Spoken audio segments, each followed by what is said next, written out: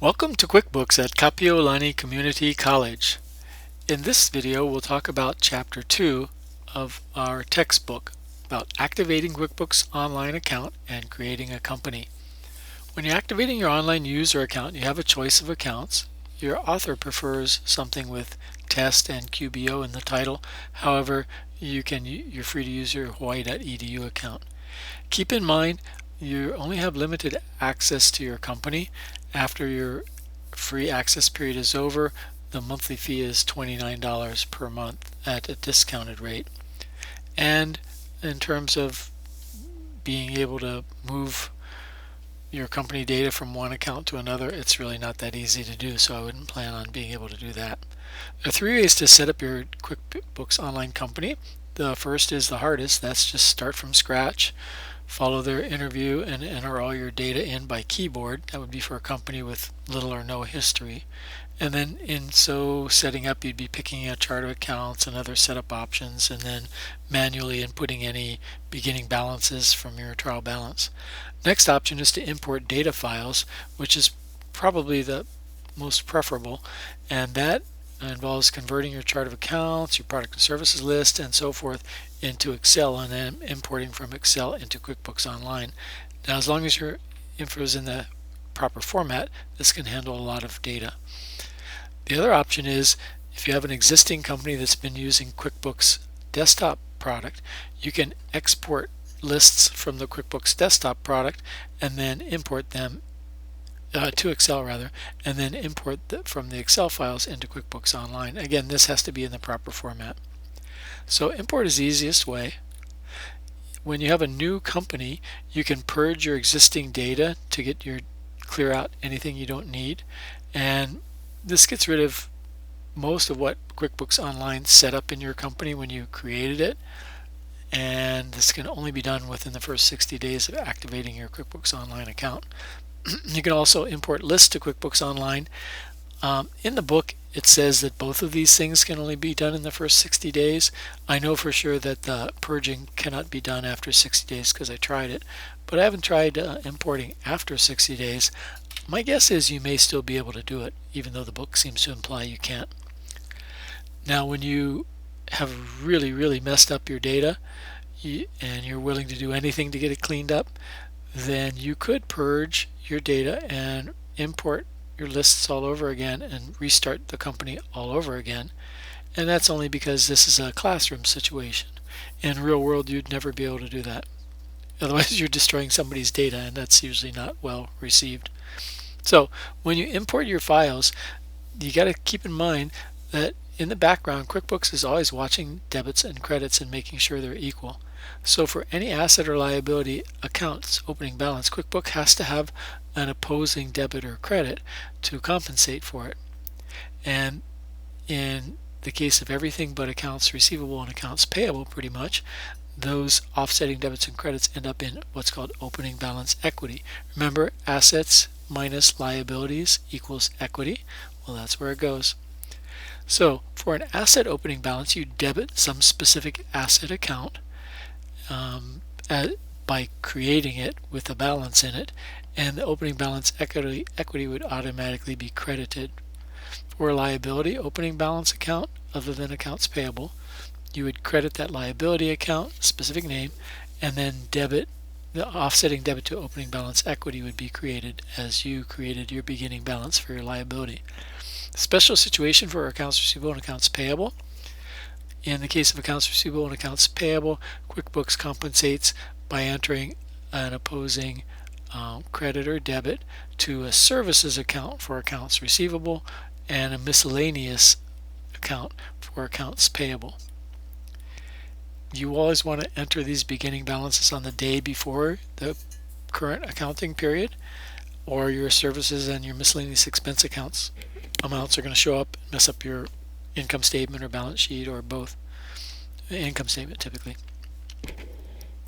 So when you import customers, it looks like this: debit accounts receivable for that customer and credit services. And when you import vendors, it looks like this: debit miscellaneous and credit accounts payable.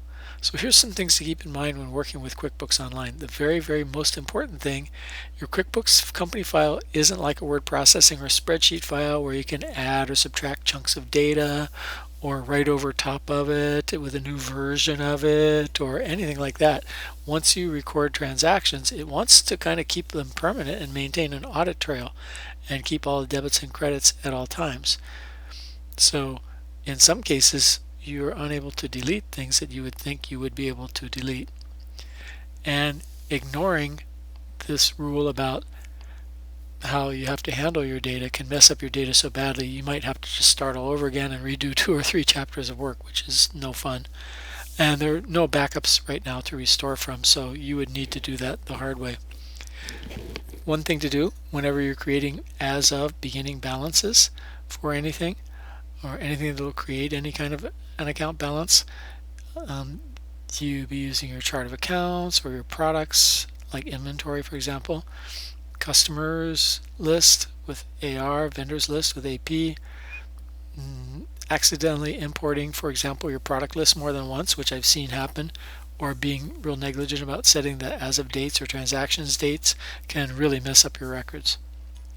So also, when entering any kind of transactions whatsoever, carefully check your dates, because we care about the time period principle and we're real obsessive about getting transactions in the right period, and if we don't pay attention to that, financials can be really messed up.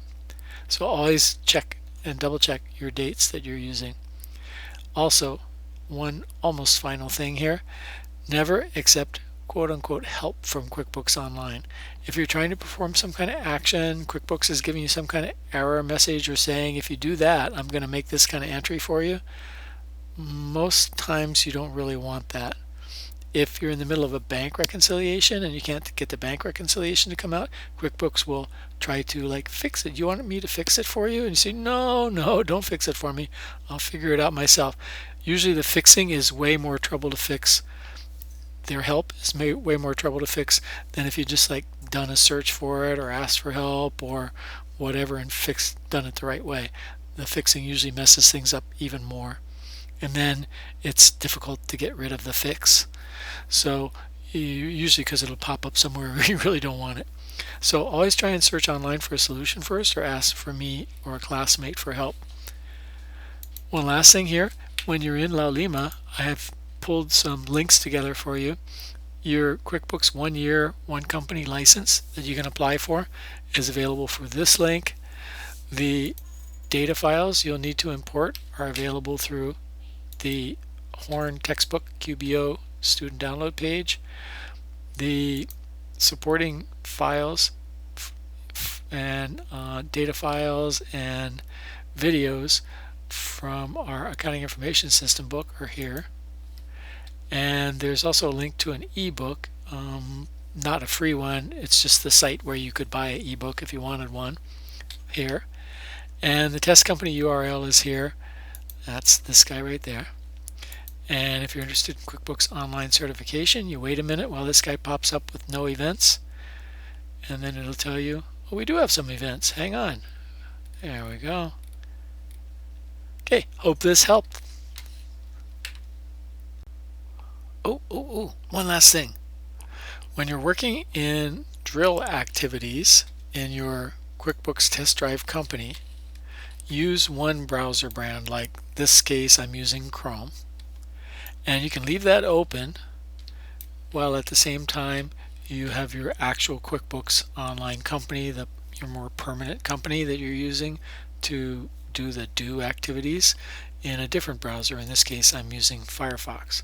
So for example, Firefox for your permanent company, Chrome for the test drive company, or vice versa. It can go either way.